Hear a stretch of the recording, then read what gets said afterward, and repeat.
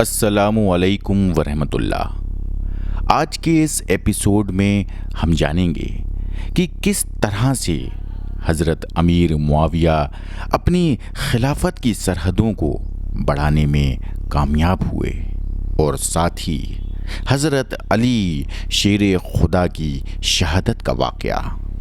حضرت علی نے محمد بن ابی بکر کو مصر کا گورنر بنایا تھا، پر حضرت عثمان غنی کے ہمدرد لوگوں نے معاویہ بن خدیج کو اپنا سردار بنا کر باقاعدہ مقابلہ اور لڑائی شروع کر دی اور ان کو کئی لڑائیوں میں کامیابی بھی حاصل ہو گئی تھی۔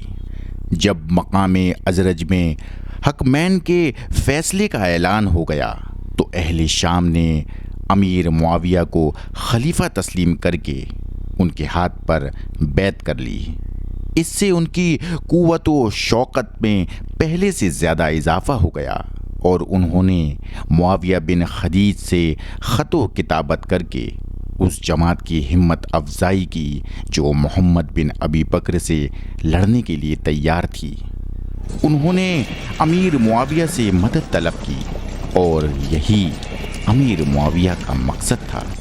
چنانچہ انہوں نے عمرو بن عاص کو 6000 کی جمعیت کے ساتھ مصر کی طرف روانہ کیا۔ عمرو بن عاص کے مقابلے پر محمد بن ابی بکر نے 2000 کی جمعیت کنانہ بشر کی سرداری میں روانہ کر دی۔ کنانہ بشر لشکر شام کے مقابلے میں شہید ہو گئے۔ ان کے کچھ ساتھی مارے گئے، کچھ ادھر ادھر بھاگ گئے۔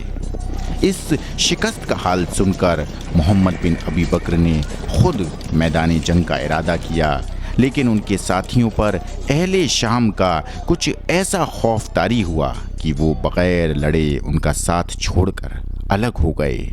محمد بن ابی بکر نے اپنے آپ کو تنہا پا کر میدان جنگ سے واپس آ کر جبلہ بن مسروق کے مکان میں پناہ لی۔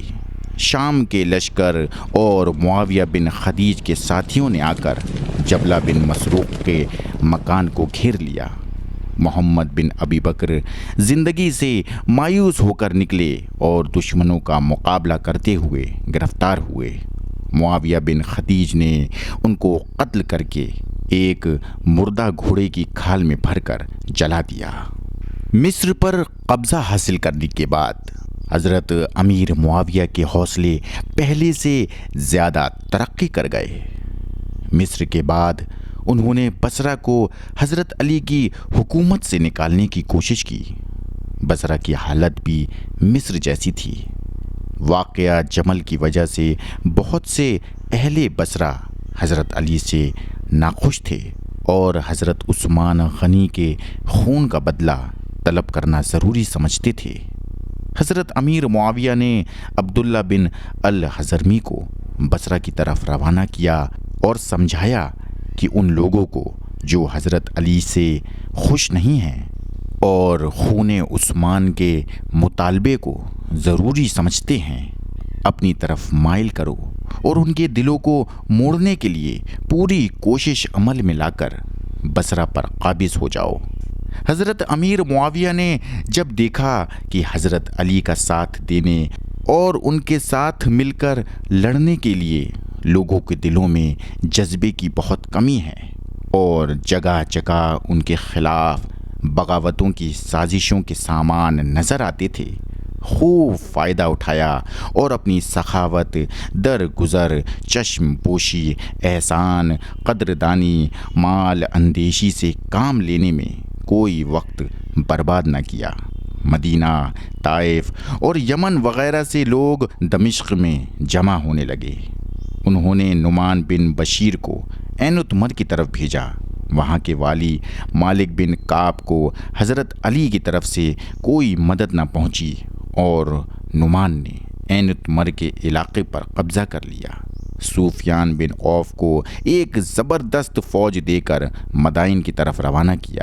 سفیان بن عوف نے انبار اور مدائن وغیرہ کے علاقوں سے مال و اسباب لوٹ کر اور جس قدر خزانہ مل سکا سب لے کر دمشق کی طرف چلے گئے۔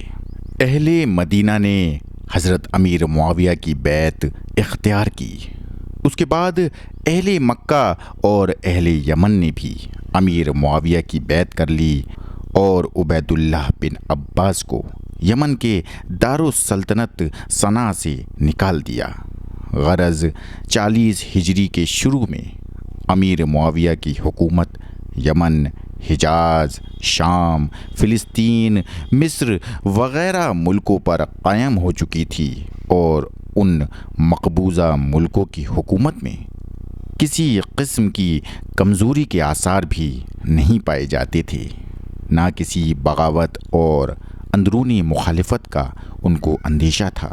مکہ اور مدینہ منورہ دونوں شہروں کو غیر جانبدار اور آزاد چھوڑ دیا گیا تھا، یعنی ان شہروں میں نہ تو حضرت علی کی حکومت تھی اور نہ ہی حضرت امیر معاویہ کی، اور اس پر دونوں حضرات رضامند ہو گئے تھے۔ حضرت علی کی حکومت عراق اور ایران پر قائم تھی، مگر عراق میں عربی قبیلے کی ایک بڑی تعداد ایسی تھی جو ان کی حکومت کے ساتھ دلی ہمدردی نہ رکھتے تھے، اور اسی طرح ایران میں بھی سازشوں اور بغاوتوں کا سلسلہ جاری تھا۔ تاہم حضرت علی کی ذاتی حیثیت، بہادری اور ان کی بزرگی اور عظمت اس قدر بلند پایا تھی کہ حضرت امیر معاویہ ان کی برابری کے دعوے میں اپنے آپ کو کمزور پاتے اور حضرت علی سے ہمیشہ ڈرتے رہتے تھے۔ انہی دنوں میں یعنی 40 ہجری کے شروع میں بصرہ سے ابو الاسود نے عبداللہ بن عباس کی جھوٹی شکایت حضرت علی کو لکھ کر بھیجی کہ انہوں نے بیت المال کے مال کو آپ کی اجازت کے بغیر خرچ کر دیا۔ حضرت علی نے ایک خط کے ذریعے عبداللہ بن عباس کو لکھا کہ ہمارے پاس اس قسم کی خبر پہنچی ہے، آپ جواب میں کیا کہتے ہو؟ عبداللہ بن عباس نے جواباً لکھا کہ آپ کو جو خبر پہنچی ہے وہ سراسر غلط اور بے بنیاد ہے۔ میں نے جو مال خرچ کیا ہے وہ میرا ذاتی مال تھا، اس کا بیت المال سے کوئی تعلق نہ تھا۔ حضرت علی نے دوبارہ خط لکھا کہ اگر وہ آپ کا ذاتی مال تھا تو یہ بتاؤ کہ وہ آپ کو کہاں سے اور کس طرح حاصل ہوا تھا اور آپ نے اس کو کہاں رکھا تھا۔ اس خط کے جواب میں عبداللہ بن عباس نے لکھا کہ میں سی گورنری سے باز آیا، آپ جس کو مناسب سمجھیں بصرہ کا عامل مقرر کر کے بھیج دیں۔ جبکہ عبداللہ بن عباس بصرہ کی حکومت چھوڑ کر مکہ میں چلے آئے، حضرت علی کے بھائی عقیل بن ابی طالب بھی حضرت علی سے ناراض ہو کر حضرت امیر معاویہ کے پاس چلے گئے۔ حضرت امیر معاویہ نے ان کا معقول وظیفہ مقرر کر دیا۔ حضرت علی کو عقیل کے اس طرح جدا ہونے اور امیر معاویہ کے پاس چلے جانے کا سخت ملال ہوا، اور آپ نے امیر معاویہ کے خلاف جنگی تیاریوں کو ضروری سمجھا، کوفیوں کو شام پر حملہ کرنے کی ترغیب دی، اور اس مرتبہ کوفیوں پر آپ کی ترغیب کا یہ اثر ہوا کہ 60,000 کوفیوں نے آپ کے ہاتھ پر اس کام کی بیعت کی کہ ہم آخری سانس تک آپ کا ساتھ نہ چھوڑیں گے اور مرنے اور مارنے پر آمادہ ہو جائیں گے۔ آپ ان 60,000 کے علاوہ اور لوگوں کو بھی جمع کرنے اور جنگ کے سامان درست کرنے میں لگ گئے۔ خارجیوں کی فوجی طاقت جنگ نہروان میں ختم ہو چکی تھی اور بظاہر ان کی طرف سے کوئی اندیشہ نہ رہا تھا۔ جنگ نہروان میں خارجیوں کے صرف 9 آدمی بچ گئے تھے۔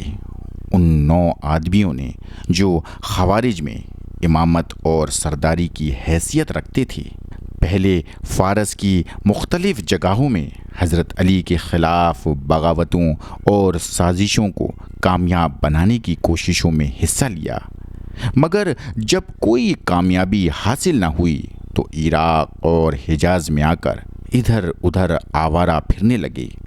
آخر مکہ میں عبد الرحمن بن ملجم مراوی، برق بن عبداللہ تمیمی، عمر بن بکر تمیمی 3 لوگ جمع ہوئے اور آپس میں نہروان کے مقتولوں کا ذکر کر کے دیر تک افسوس کرتے رہے۔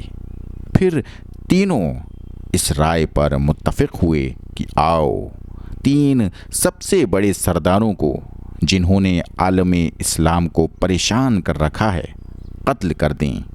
تینوں نے آپس میں عہد و پیمان کیا اور یہ قرار پایا کہ عبد الرحمن بن ملجم مراوی مصری حضرت علی کو اور ابرک بن عبداللہ تمیمی حضرت امیر معاویہ کو اور عمر بن بکر تمیمی سعدی عمر بن عاص حاکم مصر کو قتل کریں، اور یہ تینوں قتل ایک ہی تاریخ اور ایک ہی وقت میں ہوں۔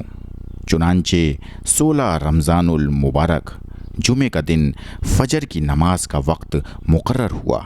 تینوں آدمی کوفہ، دمشق اور مصر کی طرف روانہ ہو گئے۔ جب رمضان المبارک کی مقررہ تاریخ آئی تو برق بن عبداللہ تمیمی نے دمشق کی مسجد میں داخل ہو کر، جبکہ حضرت امیر معاویہ فجر کی نماز کی امامت کر رہے تھے، تلوار کا ایک ہاتھ مارا اور یہ سمجھ کر کہ تلوار کا ہاتھ زور سے لگا ہے بھاگا، لیکن گرفتار کر لیا گیا۔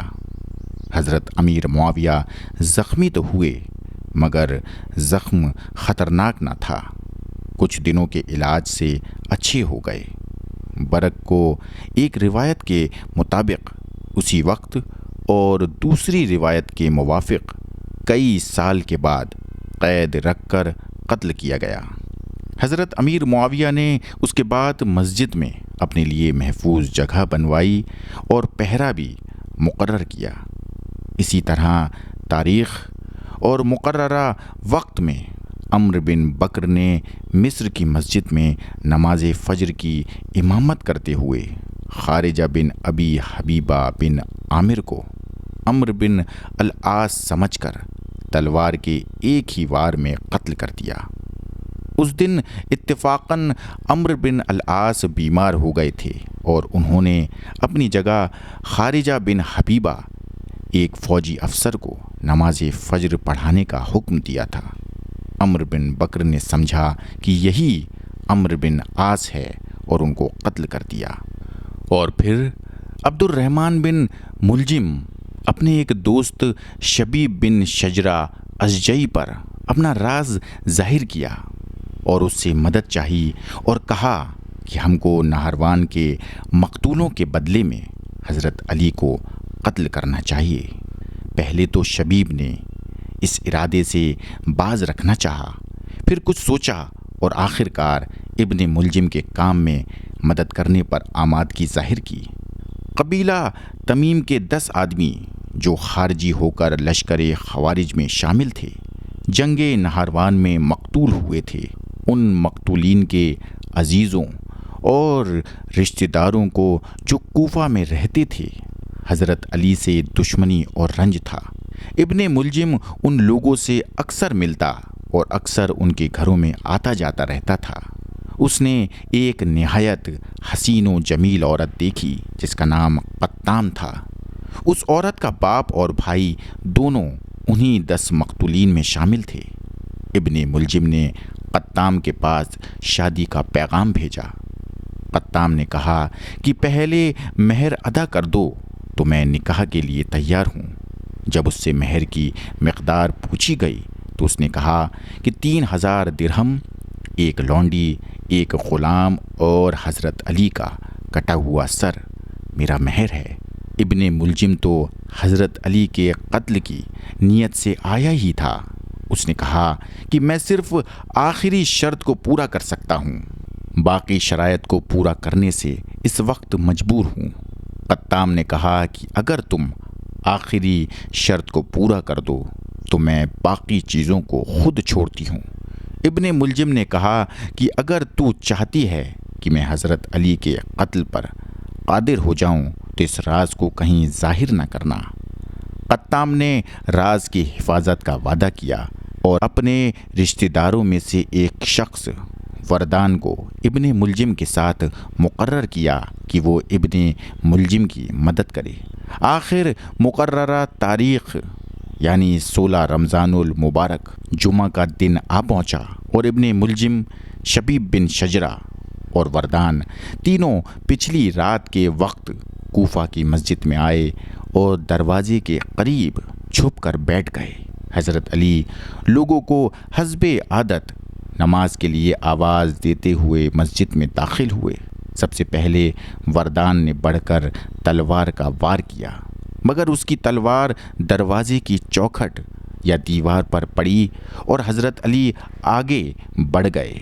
ابن ملجم نے فوراً آگے لپک کر آپ کی پیشانی پر تلوار کا ہاتھ مارا جو بہت کاری پڑا۔ حضرت علی نے زخم کھا کر حکم دیا کہ ان کو پکڑو۔ لوگ نماز کے لیے مسجد میں آ چکے تھے۔ یہ حکم سنتے ہی دوڑ پڑے۔ وردان اور شبیب دونوں مسجد سے نکل کر بھاگ گئے۔ ابن ملجم مسجد سے باہر نہ نکل سکا۔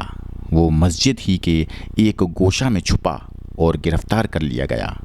شبیب کو ایک شخص حضرمی نے پکڑا، مگر وہ چھوٹ کر بھاگ گیا اور ہاتھ نہ آیا۔ وردان بھاگ کر اپنے گھر کے قریب پہنچ چکا تھا کہ لوگوں نے پکڑ لیا اور وہیں قتل کر دیا۔ ابن ملجم گرفتار ہو کر حضرت علی کے سامنے پیش کیا گیا۔ آپ نے حکم دیا کہ اگر میں اس زخم سے مر جاؤں تو تم بھی اس کو قتل کر دینا، اور اگر میں اچھا ہو جاؤں تو خود جو مناسب سمجھوں گا کروں گا۔ پھر آپ نے بنو عبد المطلب کو وصیت کی کہ میرے قتل کو مسلمانوں کی خون ریزی کا بہانہ نہ بنانا، صرف اسی ایک شخص کو جو میرا قاتل ہے قصاص میں قتل کر دینا۔ پھر حضرت حسن بن علی اپنے بیٹے کو مخاطب کر کے فرمایا کہ اے حسن، اگر اس زخم کے صدمے سے میں مر جاؤں تو تم بھی اس کی تلوار سے ایسا ہی وار کرنا اور مسلح ہرگز نہ کرنا، کیونکہ نبی اکرم نے مسلح کرنے سے منع کیا ہے۔ ابن ملجم کی تلوار کا زخم حضرت علی کی کنپٹی تک پہنچا تھا اور تلوار کی دھار دماغ تک اتر گئی تھی، مگر آپ جمعہ کے دن زندہ رہے۔ 17 رمضان المبارک کو آپ نے وفات پائی۔ آپ کے وفات پانے سے پہلے جندب بن عبداللہ نے آ کر عرض کیا کہ آپ ہم سے جدا ہو جائیں یعنی وفات پا جائیں تو کیا ہم حضرت حسن کے ہاتھ پر بیعت کر لیں؟ آپ نے فرمایا کہ میں اس کے بارے میں کچھ نہیں کہتا، تم جو مناسب سمجھنا کرنا۔ پھر دونوں بیٹوں کو بلا کر فرمایا کہ میں تم کو اللہ تعالیٰ کا تقوی اختیار کرنے اور دنیا میں مبتلا نہ ہونے کی وصیت کرتا ہوں۔ تم کسی چیز کے حاصل نہ ہونے پر افسوس نہ کرنا، ہمیشہ حق بات کہنا، یتیموں پر رحم اور بے کسوں کی مدد کرنا، ظالم کے دشمن اور مظلوم کے مددگار رہنا، قرآن مجید پر عمل کرنا اور حکم الہی کی تعمیل میں ملامت کرنے والوں کی ملامت سے نہ ڈرنا۔ پھر محمد بن الحنفیہ سے مخاطب ہو کر فرمایا کہ میں تم کو بھی انہی باتوں کی اور دونوں بھائیوں کی تعظیم مد نظر رکھنے کی وصیت کرتا ہوں۔ ان کا حق تم پر زیادہ ہے، ان کی منشا کے خلاف تم کو کوئی کام نہیں کرنا چاہیے۔ حضرت حسن اور حضرت حسین کی جانب مخاطب ہو کر فرمایا کہ تم کو بھی محمد بن الحنفیہ کے ساتھ ہمیشہ حسن سلوک اور رعایت کے ساتھ پیش آنا چاہیے۔ حضرت علی کی شہادت کے بعد ابن ملجم کو حضرت حسن کی خدمت میں پیش کیا گیا اور انہوں نے ایک ہی وار میں اس کو قتل کر دیا۔ حضرت علی 63 سال کی عمر اور 4.25 سال کی خلافت کے بعد شہید ہوئے۔ حضرت حسن بن علی، حضرت حسین بن علی اور عبداللہ بن جعفر نے آپ کو غسل دیا اور 3 کپڑوں میں کفنایا جن میں قمیض نہ تھی۔ حضرت حسن نے آپ کے جنازے کی نماز پڑھائی، کچھ روایتوں کے مطابق کوفہ کی مسجد میں، کچھ روایتوں کے مطابق اپنے مکان میں کچھ روایتوں کے موافق کوفہ سے 10 میل کی دوری پر دفن کیے گئے۔ کچھ روایتوں کے موافق حضرت حسن نے آپ کے جسد مبارک کو خارجیوں کے ڈر سے کہ کہیں آپ کی بے حرمتی نہ کریں، نکال کر ایک دوسری قبر میں پوشیدہ طور پر دفن کیا۔ ایک اور روایت کے مطابق آپ کے تابوت کو مدینہ منورہ لے جانے لگے کہ نبی اکرم کے قریب دفن کریں۔ راستے میں وہ اونٹ جس پر آپ کا جنازہ تھا بھاگ گیا اور پھر اس کا کہیں پتہ نہ چلا۔ ایک اور روایت کے موافق وہ اونٹ طے کی سرزمین میں ملا۔ لوگوں نے اس کو پکڑ کر آپ کا جنازہ وہیں دفن کر دیا۔ غرض آج تک اتنے بڑے اور عظیم و شان شخص کی قبر کا صحیح حال کسی کو معلوم نہ ہوا کہ کہاں ہے۔